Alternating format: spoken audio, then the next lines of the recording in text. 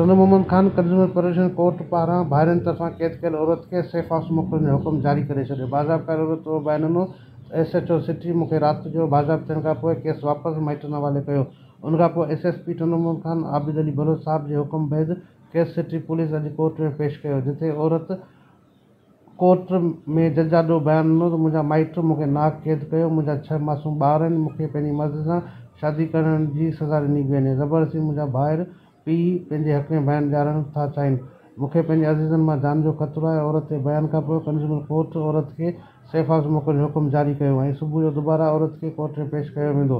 मुताद औरत सां थियल ज़ुल्म ख़िलाफ़ सोशल वर्कर अदी रज़ा सतो, समाज जे राय जिसकानी पारां मुताद औरत खे तहफ़्फ़ुज़ ॾियण ऐं बांदी बणाईंदड़ भाइरनि ख़िलाफ़ कार्रवाई करण जो मुतालबो कयो। SSP टोनूर मोहम्मद खान जे फुलफोर हुकुम ॾियण, मुतासिर औरत खे तहफ़्फ़ुज़ ॾियण ऐं कोर्ट में पेश करण जे हुकुम खे पूर्ण साराहियो वियो। वधीक इन वीडियो में ॾिसंदा। निर्भया जे chairman advocate Abdul Basit Memon, Zulekha foundation chairperson अदी रज़ा सतो इंटरव्यू ॾींदे।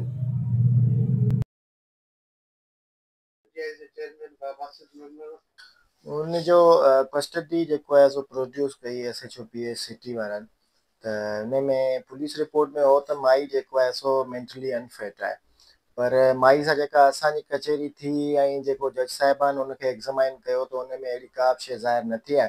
तंहिंजे करे जेको आहे सो हाल फ़िलहाल जज साहिब हुनखे ऑर्डर कयो आहे त हू हुनजी कस्टडी डिस्ट्रिक्ट सेफ हाउस में ॾिनी वञे। मेन वाइल हू सेफ हाउस वई आहे। सुबुह जो सवेर अलाह ख़ैर करे हुनजी जेको आहे सो लीगल प्रोटेक्शन जे लाइ 22 बि फाइल कंदासीं ऐं जेको आहे सो हुन में गॾु असां इहा अपील ॾींदासीं त हुनजी FIR रिकॉर्ड करे केस जी प्रॉपर तरीक़े सां इन्वेस्टिगेशन कई वञे त आया माजरो हो छा।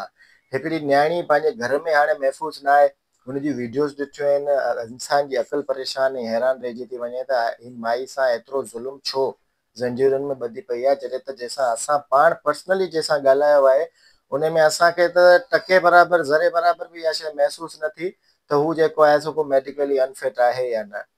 तंहिंजे करे जेको आहे सो इन शइ में पूरी कोशिशि कबी त इन केस में प्रॉपर ऐं फेयर इन्वेस्टिगेशन थिए ऐं उन सां गॾोगॾु जेको आहे सो जेके बि इन पस मंज़र जे पोयां आहिनि उन्हनि खे पंहिंजे अंजाम ताईं पुॼायो।